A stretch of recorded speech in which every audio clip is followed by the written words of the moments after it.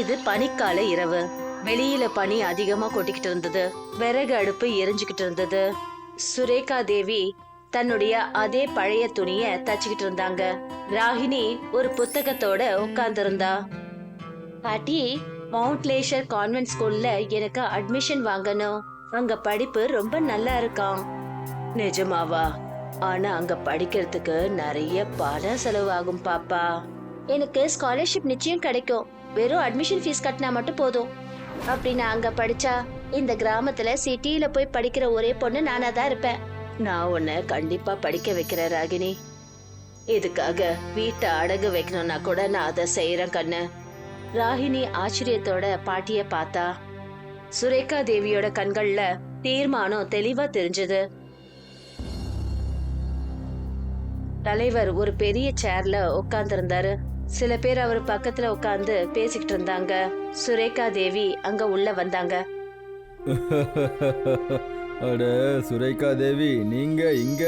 சொல்லுங்க, என்ன வேணும்? எனக்கு கடனுக்கு கொஞ்சம் பணம் வேணும்.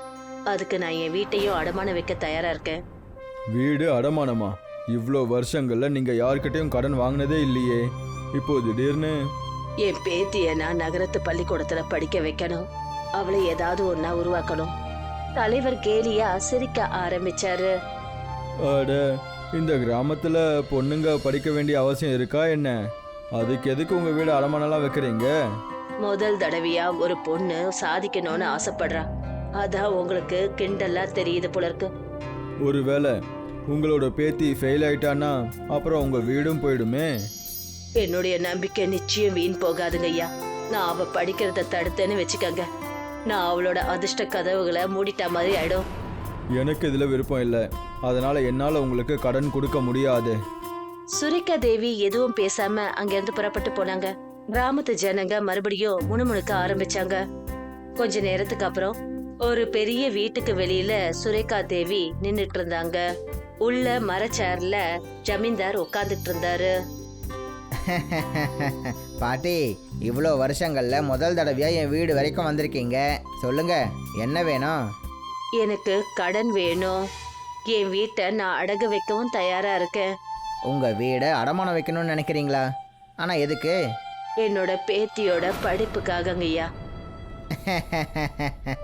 காமெடியான விஷயம்தான். எப்போவாது கேள்விப்பட்டிருக்கீங்களா நம்ம கிராமத்தில் இருக்கிற ஒரு பொண்ணு படிச்சு பெரிய ஆஃபீஸர் ஆயிருக்கான்னு? யாராவது ஒருத்தி வந்துதானே ஆகணும். சரி, நான் உங்களுக்கு கடன் கொடுக்குறேன். ஒருவேளை உங்களோட பேத்தி தோல்வி அடைஞ்சிட்டான்னா அப்புறம் உங்களோட வீடு நிரந்தரமா எனக்கு சொந்தமாயிடும். இந்த நிபந்தனைக்கு நான் ஒத்துக்கிறேங்க. சுரேகா ஒரு பத்திரத்துல கையெழுத்து போட்டாங்க. ஜமீன்தார் அந்த பத்திரத்தை சுத்தி கையில வச்சுக்கிட்டு சிரிச்சாரு. ராகினி தன்னோட புத்தகத்தை கையில வச்சுக்கிட்டு உட்கார்ந்துருந்தா. பாட்டி பணத்தை வாங்கிக்கிட்டு வீட்டுக்கு திரும்பி வந்தாங்க. அவங்களோட முகத்துல லேசான புன்னகை இருந்தது. பாட்டி, என்னாச்சு? உனக்கு அட்மிஷன் நிச்சயம்னு நினைச்சுக்க ராகினி. எப்படி? நான் என் வீட்டை அடகு வச்சுட்டேன்டா கண்ணு. பாட்டி, இவ்ளோ பெரிய முடிவை எதுக்காக எடுத்தீங்க? கண்ணா, வீடு சுவர்களால இல்ல, கனவுகளால உருவாக்கப்படுது. அப்புறம் உன்னுடைய கனவை நிறைவேற்றுறதுக்கு நான் என்ன வேணாலும் செய்வேன். ராகினியோட கண்கள் கலங்க ஆரம்பிச்சது. வெளியே பனி பயங்கரமா கொட்டிட்டு இருந்தது. ஆனா வீட்டுக்குள்ள ஒரு புது நம்பிக்கைக்கான இதம் தெரிஞ்சது. அந்த காலேஜ் ரொம்ப பிரம்மாண்டமாவும் பெருசாவும் இருந்தது. மாணவ மாணவிகள் காஸ்ட்லியான ட்ரெஸ்ஸஸ் அணிஞ்சிருந்தாங்க.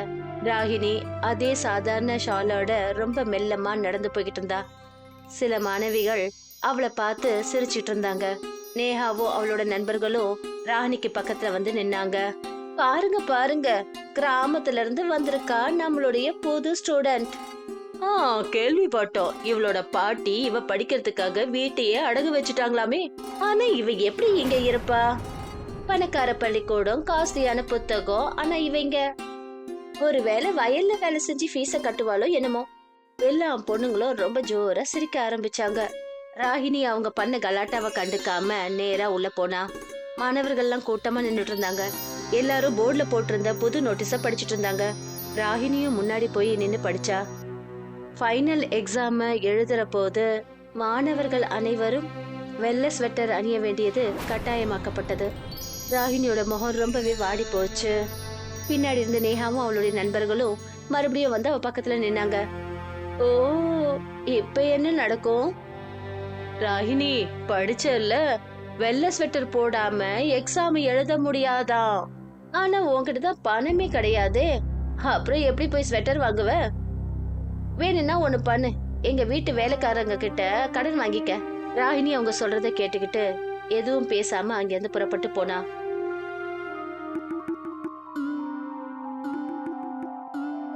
என்னடா ஆச்சு கண்ணு? ஸ்கூல்ல ஏதாவது பிரச்சனையாடா? பாட்டி, ஃபைனல் பரீட்சை எழுதணும்னா வெள்ளை ஸ்வெட்டர் போட்டுக்க வேண்டியது கட்டாயம்னு சொல்லிட்டாங்க. அப்புறம் என்கிட்ட வந்து ராகினியால இதுக்கு மேல எதுவும் பேச முடியல. நீ கவலைப்படாத கண்ணு, நிச்சயமா இதுக்கு ஏதாவது ஒரு வழி இருக்கும். கொஞ்ச நேரம் யோசிச்சாங்க. அப்புறம் அவங்க கண்கள்ல ஒரு தெளிவு தெரிஞ்சது. அவங்க ரொம்ப நிதானமா பேசினாங்க. அப்படி மலைகள்ல நெருப்பு எரிய முடியும்னா ஏன் பனியில ஒரு ஸ்வெட்டரை உருவாக்க முடியாது? பாட்டி, நீங்க என்ன பேசுறீங்க? ஒரு பழைய அறிவு இருக்கு, அது இது வரைக்கும் யாருக்கும் தெரியாது. நம்ம முன்னோர்களுக்கு பனிய பின்ற கலை தெரியும். பனியில ஸ்வெட்டர் பின்றதா? ஆமா கண்ணு, இது ஒன்னும் சுலபம் கிடையாது. அதுக்காக முடியாத காரியமும் இல்ல. எனக்கு மலையில இருக்கிற குளுமையான பனி தேவை, அவ்வளவுதான். ராகினி தன்னோட பாட்டிய அவநம்பிக்கையோட பார்த்தா. ஆனா ராகினியோட கண்கள்ல ஒரு ஆணித்தரமான நம்பிக்கை தெரிஞ்சது. அப்புறம் வெளியே நோக்கி புறப்பட்டாங்க. உறைஞ்சு போற அளவுக்கு பனி ரொம்ப சில்லுன்னு இருந்தது. நாலாபுறமும் ஒரே பனிதான். சுரேகா தேவி நடுக்கத்தோட பனி கட்டிகளை சேகரிச்சாங்க. அவங்க முகத்துல கொஞ்சம் கூட பயம் தெரியல. அவங்க கிட்ட தன்னம்பிக்கை இருந்தது. மெல்ல மெல்ல அவங்க பனிக்கட்டிய அவங்க பின்ன கயிறுல சேர்க்க ஆரம்பிச்சாங்க. அவங்களோட கைகள் வேகமா செயல்பட்டுச்சு, ஏதோ யாரோ மேஜிக் பண்ற மாதிரி. ராத்திரியும் கடக்க ஆரம்பிச்சது. சில்லுன்னு காத்து வீச ஆரம்பிச்சது. அப்புறம் மெல்ல மெல்ல வெள்ளை சொட்டருக்கான உருவம் தெரிய ஆரம்பிச்சது. பனியோட ஒளி அதுல நிறைஞ்சிருந்தது. ஏதோ மாய ஒளி அதுல நிறைஞ்ச மாதிரி இருந்தது. சூரியனோட லேசான கதிர்கள் அந்த பனி மலையில பட ஆரம்பிச்சது. ராகினி படுக்கையில இருந்து எழுந்து அந்த ஸ்வெட்டரை போட்டுக்கிட்ட உடனே அவளுடைய முகத்துல ஒரு ஆச்சரியம் தெரிஞ்சது. அவ அந்த ஸ்வெட்டரை தொட்டு பார்த்தா. பாட்டி, இது இது ஏன் சில்லுன்னு இல்ல? ஆனா இது சூடா இருக்கே. நான் தான் சொன்னேன் இல்ல கண்ணு, இது பனி ஸ்வெட்டர் மட்டும் கிடையாது, இதுல உன்னுடைய கனவுகளோட வெக்கையும் இருக்கு. சரி, சீக்கிரம் ஆகட்டும், பரீட்சைக்கு நேரம் ஆயிடுச்சு. ராகினி சந்தோஷத்துல அவளுக்குள்ள இருக்கிற தன்னம்பிக்கையோட வீட்டை விட்டு வெளியில போனா. ஸ்டூடெண்ட்ஸ் எல்லாம் லைன்ல நின்றுட்டு இருந்தாங்க. எல்லாரும் வெள்ளை ஸ்வெட்டர் போட்டுட்டு இருந்தாங்க. நேஹாவும் அவளுடைய நண்பர்களும் ராகினியை தேடிட்டு இருந்தாங்க. அப்பதான் ராகினி கேட்டு கிட்ட வந்தா. அதுவும் வெள்ளை ஸ்வெட்டர் போட்டுக்கிட்டு. நேஹாவோட கண்கள் அதிர்ச்சியில உறைஞ்சு போச்சு. இது இது எப்படி இங்க வந்தது? இவ எங்க இந்த ஸ்வெட்டர் வாங்கிட்டு வந்திருப்பா? ஒருவேளை யார்கிட்டயாவது கடன் வாங்கிட்டாளா என்ன? ராகினி தன்னம்பிக்கையோட சிரிச்சா. அப்புறம் எதையும் பேசாம அவ உள்ள போயிட்டா. எல்லா மாணவர்களும் எக்ஸாம் எழுதிட்டு இருந்தாங்க. டீச்சர்ஸ் ரவுண்ட்ல இருந்தாங்க. திடீர்னு ஒரு டீச்சர் ராகினி பக்கத்துல வந்து நின்னாங்க. அப்புறம் அவளோட ஸ்வெட்டரை நல்லா கவனமா பார்த்தாங்க. இது என்ன ஸ்வெட்டர்? இது பனியில செஞ்ச மாதிரி இருக்கே. ஆனா இது கரையவே இல்லையப்பா. கிளாஸே ஒரு குழப்பத்துக்கு உள்ளாயிடுச்சு. ஆனா ராகினி எதையும் கவனிக்காம நிம்மதியா எக்ஸாம் எழுதிட்டு இருந்தா. ஒரு நாள் கிராமத்து ஜனங்க எல்லாரும் கிராமத்துல இருக்கிற ஆலமர சுரேகா தேவியும் அங்க வந்து நின்னாங்க. அவங்க கண்கள்ல ஒரு தன்னம்பிக்கை தெரிஞ்சது. அதாவது ராகினி சொன்னா அவளோட கையில ரிசல்ட் இருந்துதான். பாட்டி பாட்டி பாட்டி, நான் டாப்ல வந்துட்டேன் பாட்டி. கிராமத்து ஜனங்கள்லாம் அதிர்ச்சி ஆனாங்க. அவங்க முணுமுணுக்க ஆரம்பிச்சாங்க. என்ன, நிஜமாவா? நாம எல்லாரும் இவ தோத்து போயிடுவான்னு நினைச்சிட்டு இருந்தோம். நாம அந்த பாட்டியை கிண்டலா தான் நினைச்சோம். ஆனா இன்னைக்கு அந்த மொத்த காலேஜ்லயும் இவ தான் நம்பர் 1 வந்திருக்கா.